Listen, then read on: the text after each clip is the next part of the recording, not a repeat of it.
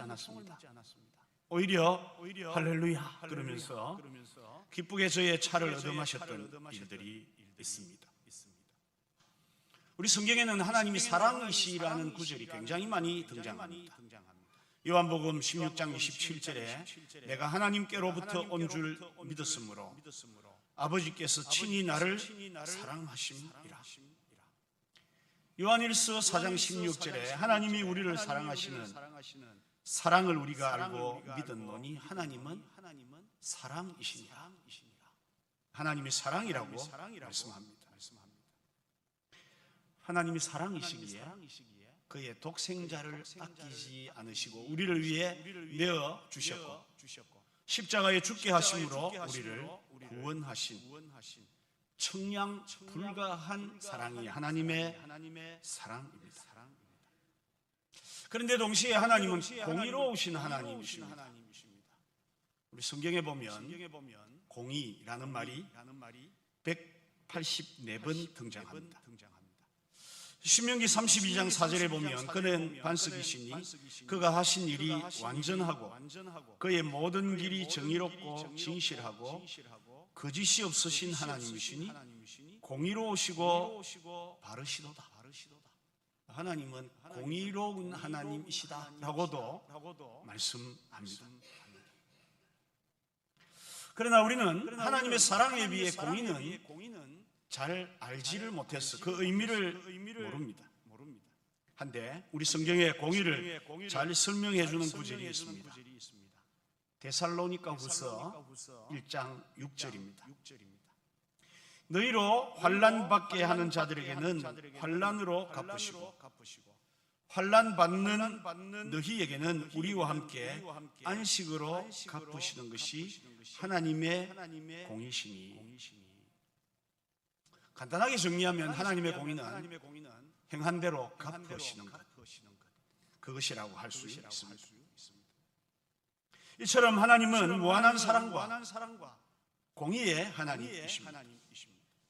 우리가 보기에는 사랑과 공의는 상반되어 보이지만 전능하신 하나님 안에서는 가능한 일입니다. 그래서 하나님의 사랑과 공의를 동시에 설명할 수가 있습니다. 글을 보다 보니 이해할 수 있는 좋은 글이 있어 소개합니다. 어느 나라의 왕이 법을 좋아하고 법을 엄격하게 적용하는 사람이었습니다. 이 왕이 법을 어기는 자에게는 두 눈을 뽑아 버리겠다, 이런 칙령을 발표했습니다. 백성들은 두려워서 벌벌 떨고 아무도 법을 어기지 않았는데 법을 어긴 한 사람이 생겼습니다. 바로 왕의 아들 왕자가 법을 어겼습니다. 온 나라가 떠들썩합니다. 왕이 어떻게 행동을 할까? 모든 백성이 숨을 죽이고 바라봅니다. 신하들은 왕자를 구하기 위해 묘책을 구하지만 아무도 정확하게 무엇을 만들어내지를 못했습니다. 반응이 없던 왕이 두문불출하기를 며칠 뒤에 드디어 신하들에게 이렇게 지시합니다. 법은 누구에게나 평등하니까 왕자라고 봐줘서는 안 된다. 두 눈을 뽑기로 했으니까 뽑는데 왕자 눈을 하나 뽑고 내 눈도 하나 뽑아라. 이렇게 판결을 내렸다고 합니다. 신하들의 만류에도 불구하고 왕은 실행을 했고 모든 신하와 백성들이 왕의 준법 정신과 왕자를 사랑하는 인간미에 감동해서 이 나라가 범죄가 없는 살기 좋은 나라가 되었다는 그런 이야기가 있습니다. 여러분, 여기서 아들의 눈을 뽑는 것은 공의입니다. 그런데 자기 눈 하나를 뽑는 것은 무엇입니까? 사랑입니다. 하나님은 이처럼 사랑의 하나님이시면서 공의의 하나님이시기도 합니다. 또 하나 우리 성경에 상반되는 개념이 있는데 믿음과 행함입니다. 우리 기독교에서 믿음과 행함에 대한 논쟁은 초대 교회 때부터 지금까지 계속 이어지는 쟁점입니다. 실제 우리 성경에도 로마서는 믿음을 강조하는 데 비해 야고보서는 행함을 강조하고 있습니다. 특히 구원이라는 관점에서 믿음과 행함의 관계는 아주 첨예합니다. 최근 우리 한국 교회 안에 이것이 뜨거운 감자가 되어 있습니다. 이런 제목으로 논쟁을 벌이고 있습니다. 성도의 한 번 구원은 영원한 구원인가? 또 조금 다르게 설명하면 우리의 구원이 취소될 수 있는가? 이 문제를 가지고 굉장히 지금 논쟁이 심각하게 벌어지고 있습니다. 변승우라는 이라는 지옥에 가는 크리스찬들이란 책에서 예정론과 구원론을 완전히 흔들고 있습니다. 변승우는 예정론은 하나님을 불공평하게 만든 이거 잘못됐고, 한 번 구원은 영원한 구원이라는 구원도 비난하면서 구원받은 성도라도 타락하면 지옥 간다, 이런 주장을 하고 있습니다. 이단이 그러는 것은 이단이니까 무슨 소린들 못해 넘어갈 수 있죠. 그런데 한때 한국 최고의 신학자로 불렸던 아시아 연합 신학교와 또 퓰러 신학교에서 강의한 김세윤 교수까지 한 번 구원은 영원한 구원이 아니라는 데 가세를 하고 있습니다. 김세윤 교수가 떠올린 이 제목 때문에 지금 유튜브에는 신학자, 목사들이 많은 논쟁을 벌이고 있습니다. 아마 곧 우리 성도들에게도 이 이슈가 다가오지 않겠나 싶어 미리 제가 말씀을 드리고 있습니다. 한 번 구원이 영원한 구원인가? 아닐 수 있다, 이 말. 힘을 얻는 이유가 이해되기도 합니다. 한 번 구원이 영원한 구원이라는 믿음이 거룩한 삶에 대한 책임을 망각하게 하여 방종하는 측면이 있기 때문입니다. 안타깝게도 현대 기독교는 그런 말을 들을 만큼 믿음과 삶이 일치하지 못하는 부분이 많이 있습니다. 믿음 따로, 행동 따로. 믿음은 좋은데 행동은 개차반들이 많다, 그 말입니다. 마치 맛을 잃어버린 소금처럼, 숨겨진 덕불처럼 성도의 삶이 세상의 소음과 빛이 되지 못하고 있습니다. 그래서 저는 이분들의 지적을 겸허히 받아들이고 100번이라도 인정합니다. 믿음과 행함의 불일치에 대하여 이런 재미있는 예화가 있습니다. 교회에서 아주 존경받는 목사님이 신장이 좋지를 않아서 신장을 이식하지 않으면 살 수 없다는 진단이 나왔습니다. 이 목사님이 설교도 못하고 주일날 쉬어야 되는 병원에 있는 그런 상황이었습니다. 임시로 설교를 맡았던 목사님이 오셔서 이런 어려운 상황을 다 이야기하고 교인들에게 묻습니다. 여러분, 사랑하는 목사님을 위하여 신장을 기증할 분들이 계시지 않습니까? 그랬더니요, 어떤 교인이 손을 들어요. 좀 있으니까 여기저기 손을 드는데 수백 명의 성도들이 목사님께 신장을 기증하겠다 손을 들었습니다.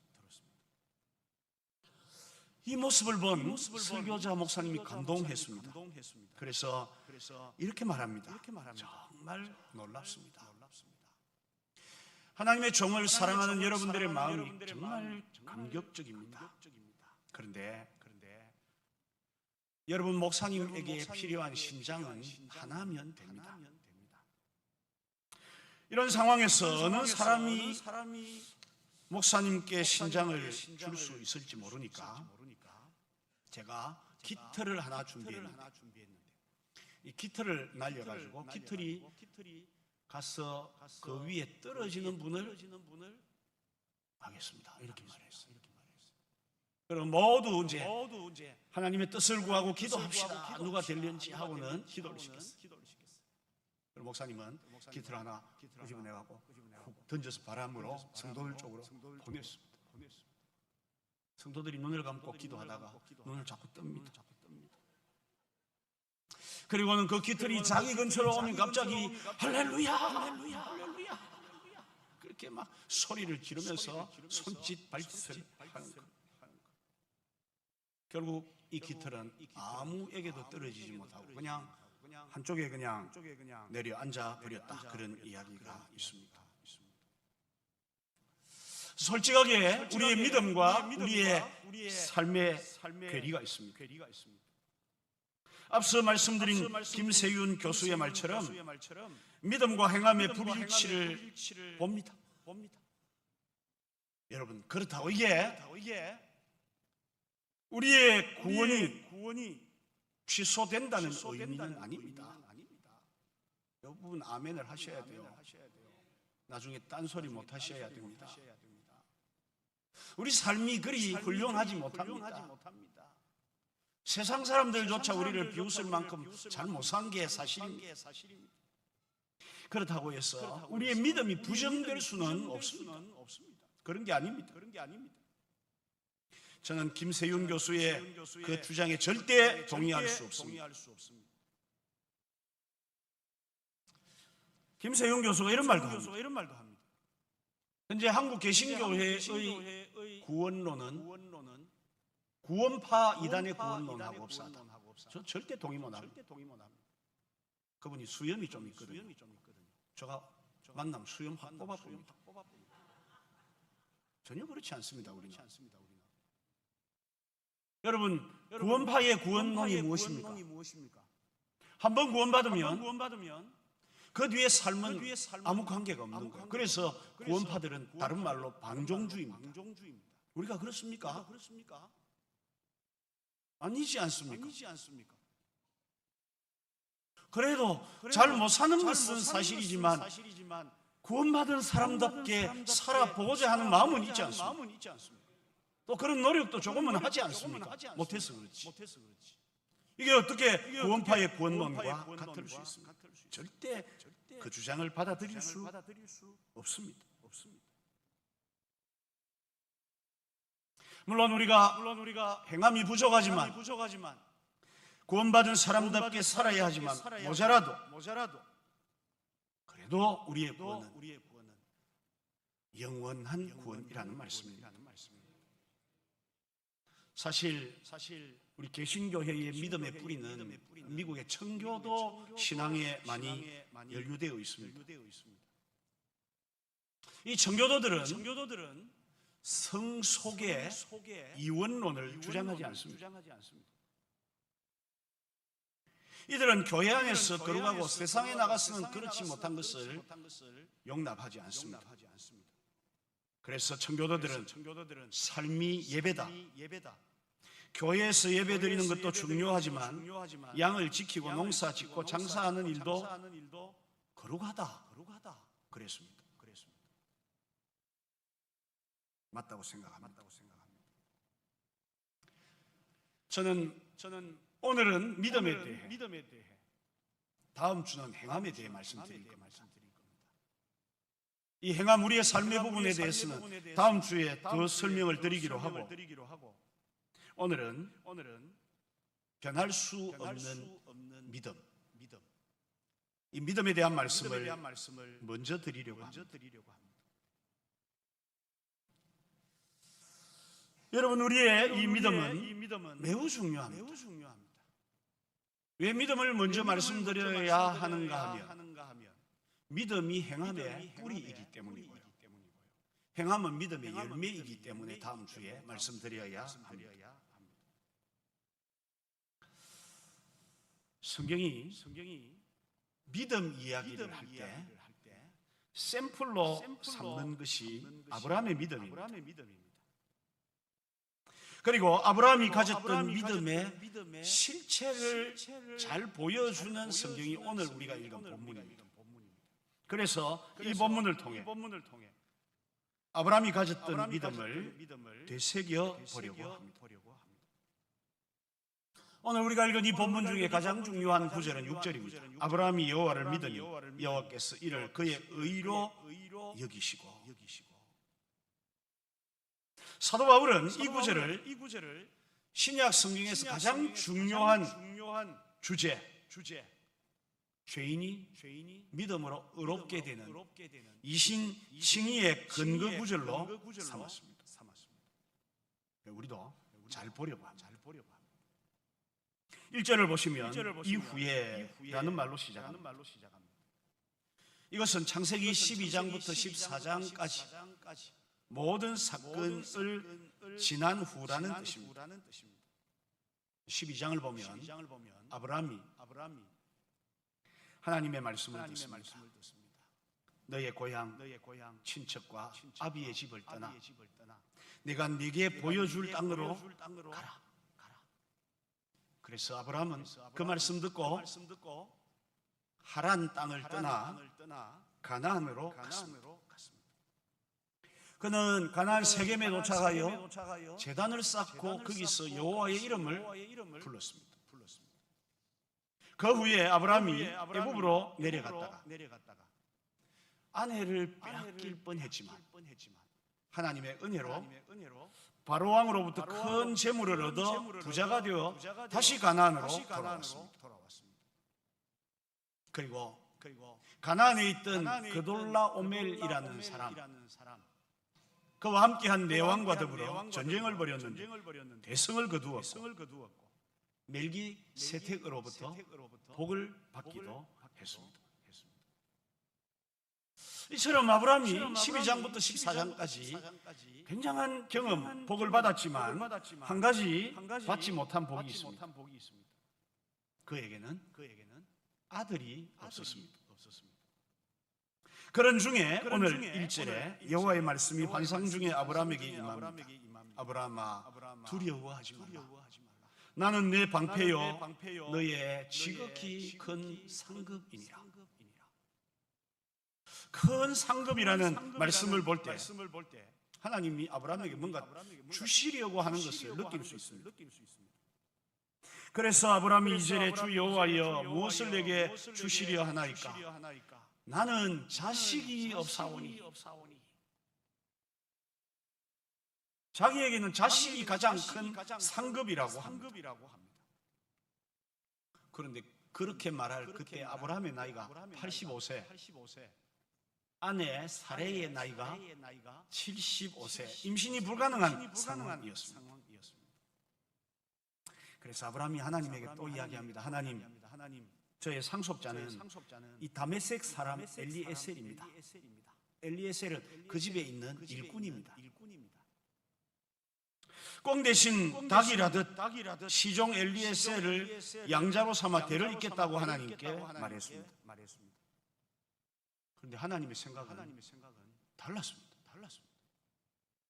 4절에 그 사람이 내 상속자가 아니라 내 몸에서 날 자가 내 상속자가 되리라. 85세, 75세 부부에게 자식을 주시겠다고 말씀하셨습니다. 믿어지는 말씀이 아닙니다. 우리 같으면 믿겠습니까? 말은 믿는다고 할 수 있을지 몰라도 믿지는 않을 겁니다. 믿을 수 있는 일이 아니기 때문이죠.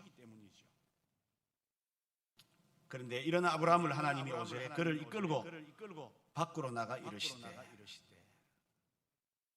그 말하는 아브라함을 하나님께서 이끌고 오라는 말 강제적으로 끌어다가 밖으로 가셨다, 그 말입니다. 성도 여러분, 이 부분에서 잘 보셔야 합니다. 우리의 믿음도 거의 이렇게 시작되었습니다. 우리가 하나님을 믿는 믿음의 자리를 찾은 것이 아니라 하나님의 강권적인 강권적인 역사로 믿음에 입문하게 되었습니다. 저도 그렇습니다. 저는 만약 그냥 두면 안 믿을 게 거의 100%거든요.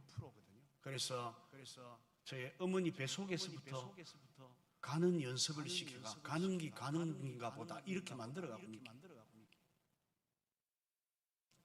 정말 착하고 훌륭한 분들은 뒤에도 믿는데 저 같은 사람은 뒤에는 절대 안 믿을 것 같아요. 하나님이 이끌어 그를 밖으로 나오시듯이 우리의 믿음도 그렇게 시작되었습니다. 내가 믿은 것 아닙니다. 믿어져서 믿는 것 아닙니다. 그리고는 말씀하시기를 하늘을 우러러 무뼈를 셀 수 있나 보라 그러십니다. 이 말은 아브라함 보고 네 하늘에 있는 별 셀 수 있니? 그거 물으신 것 아닐 겁니다. 여기에 지금 물으시는 것은 하늘을 우러르잖아요. 그러니까 세상을 보고 세상에서 통상적으로 알고 있듯이 85세, 75세 자식 못 놓아. 그게 아니라는 거예요. 하늘을 우러러 보아야. 하나님의 방법, 하나님이 하시는 일을 보라는 그런 말씀이죠. 무뼈를 셀 수 있나 보라. 별이 몇 개고 그 말이 아니라 셀 수 없는 저 별을 누가 만들어 저기에 달아 놓았습니까? 그 질문을 하시는 겁니다. 여러분 생각해 보십시오. 하나님이 억지로 끌고 나와 밖에서 하늘을 보게 하시고 저 많은 별 누가 만들었겠니? 그리 물으시는데 나에게 자식 하나 못 주실 리 있겠냐 그 말이죠.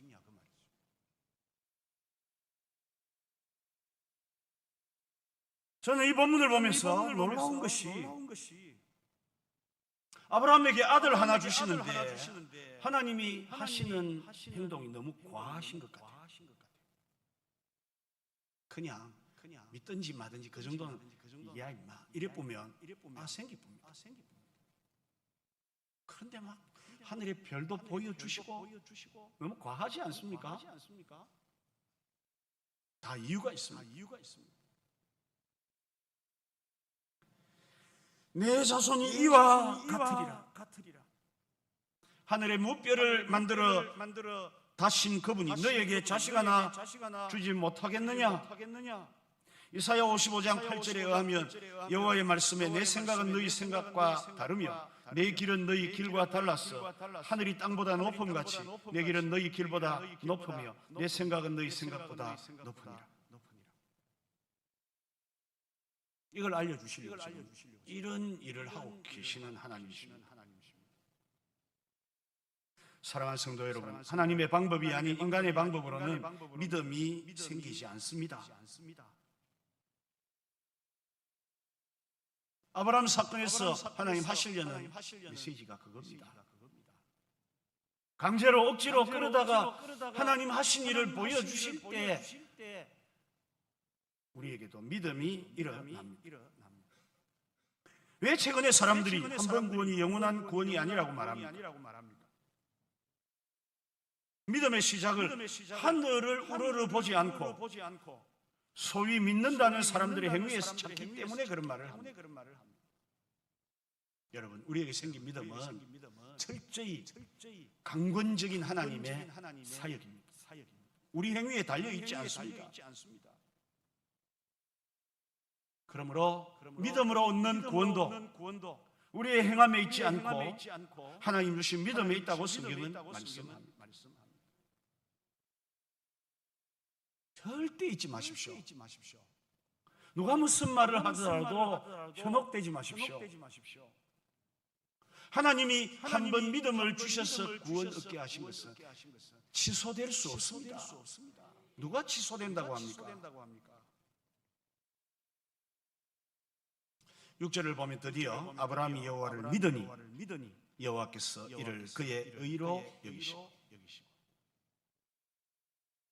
하늘의 무별을 바라본 아브라함은 그제서 인간인 나로서는 할 수 없으되 하나님은 하실 수 있습니다.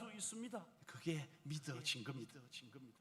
하나님은 그 믿음을 의로 여기셨습니다. 그리고 아브라함이 믿음의 조상이 되었습니다. 오늘 우리는 이 본문을 통해 믿음으로 어렵게 되고 하나님이 행하신 구원은 영원한 것임을 재차 확인하였습니다. 성경은 많은 곳에서 이 사실을 증명하고 있습니다. 마가복음 5장 34절에 예수께서 이르시되 딸아 내 믿음이 너를 구원하였으니 평안히가. 12해를 혈루증 앓던 여인에게 하신 말씀입니다. 마가복음 10장 52절에 예수께서 이르시되 가라 네 믿음이 너를 구원하였느니라. 소경 바디메오에게 하신 말씀입니다. 누가복음 17장 19절에 그에게 이르시되 일어나가라 내 믿음이 너를 구원하였느니라. 나병 환자에게 하신 말씀입니다. 여러분 여기에 나온 이 사람들이 구원받기 전에 뭘 잘한 게 있느냐? 하나도 없습니다. 그들이 한 일이라고는 그저 예수님 앞에 나온 것밖에 없습니다. 그 나온 것마저도 요한복음에는 누구든지 하나님이 이끌지 아니하시면 하나님 앞에 올 수 없느니라고 말씀합니다. 그러니까 구원은 믿음은 정말 전적인 하나님의 역사예요. 여기에 인간의 행위나 다른 것은 개입할 수가 없습니다. 우리가 성경을 전체적으로 요약했다고 알고 있는 구절 요한복음 3장 16절은 하나님이 세상을 이처럼 사랑하사 독생자를 주셨으니 이는 그를 믿는 자마다 멸망하지 않고 영생을 얻게 하려 하심이라고 합니다. 믿음으로 어렵게 되고 믿음으로 구원받는다고 분명히 말합니다. 언뜻 보기에는 그래도 우리가 믿어야지라고 할지 모르지만 오늘 말씀처럼 하나님이 아브라함을 억지로 끌어다가 믿을 수밖에 없는 자리에 세우셨습니다. 에베소 2장 8절은 너희는 그 은혜에 의하여 억지로 끌어다가 데려다 놓는 그 하나님의 은혜에 의하여 그 다음에 믿음으로 말미암아 구원을 받았습니다. 이것이 너희에게서 난 것이 아니요 하나님의 선물이라. 그리밖에 설명할 길이 없지 않습니다. 믿음도 구원도 하나님의 선물입니다.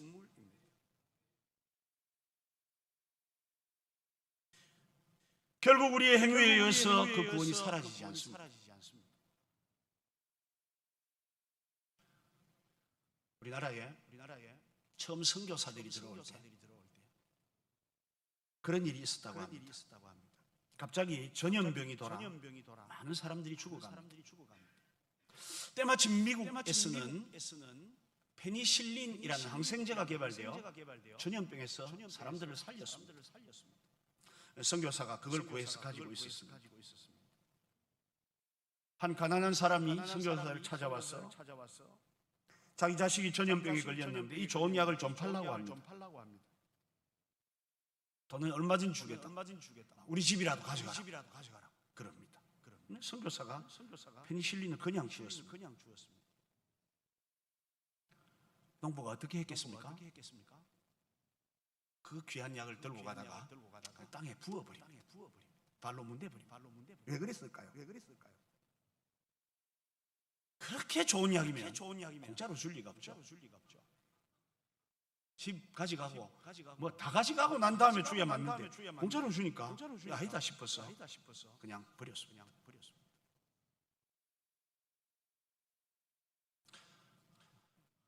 여러분 이게 믿지 않는 자들에게서 일어나는 일이죠. 하나님 구원을 선물로 주셔도 그 구원을 안 받는 사람은 못 받습니다. 반대 이야기를 할까 합니다. 미국의 대학 농구계의 전설 인물이 있는데 짐 발바노라는 사람입니다. 이 사람은 자기가 대학생일 때 자기 학교를 우승 대학으로 만들었고 또 프로로 가서는 가장 강력한 우승 후보를 결국은 꺾고 팀을 우승으로 이끌었고 은퇴 뒤에도 탁월한 농구 해설가로 큰 사랑을 받았습니다.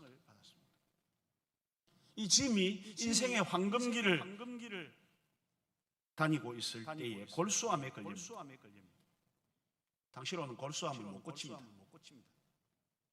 그런데 이 절망적인 상황에서 이 짐은 다른 암 환자들을 위해 암 재단을 만들고 죽을 때까지 걷지 못하는 상황에서도 모금 활동을 다녔습니다. 한 모금 활동에서 그가 그런 말을 합니다. 저는 이제 걸을 수가 없습니다. 암은 곧 제 육체를 다 파괴할 것입니다. 그러나 질병이 아무리 강하다 한들 하나님이 구원하신 저 영혼까지 침범하지 못합니다. 하나님이 주신 제 사명을 다하는 날 저는 평안히 하늘나라에 가게 될 것입니다. 구원받은 믿음 있는 사람의 고백입니다. 하나님 우리에게 주신 믿음이 그런 믿음이에요. 우리에게 어떤 일이 일어나고 우리가 어떤 행위를 하는 것과 관계없이, 물론 다음 주에 들으면 보완이 됩니다. 잘해야 돼요. 구원받처럼 저거 마음대로 살면 안 됩니다. 잘 살아야 돼요. 그러나 그런 것과 무관하게 우리에게 주신 믿음은 강권적 하나님의 역사, 그 믿음으로 얻는 구원 역시도 취소될 수 없는 구원이라는 사실을 우리가 꼭 믿어야 합니다. 로마서 8장 38절 말씀을 읽어드리며 말씀을 마칩니다. 내가 확신하노니 사망이나 생명이나 천사들이나 권세자들이나 현재일이나 장래일이나 능력이나 높음이나 깊음이나 다른 어떤 피조물이라도 우리를 우리 주 그리스도 예수 안에 있는 하나님의 사랑에서 끊을 수 없으리라. 여러분이 믿음으로 받으신 구원은 절대 취소될 수 없습니다. 이 견고한 믿음 가지고 하나님 앞에서 더 믿음의 길을, 믿는 자의 삶을 제대로 살아가시는 우리 성도들이 되시기를 주님의 말씀으로 축복합니다. 찬송가 540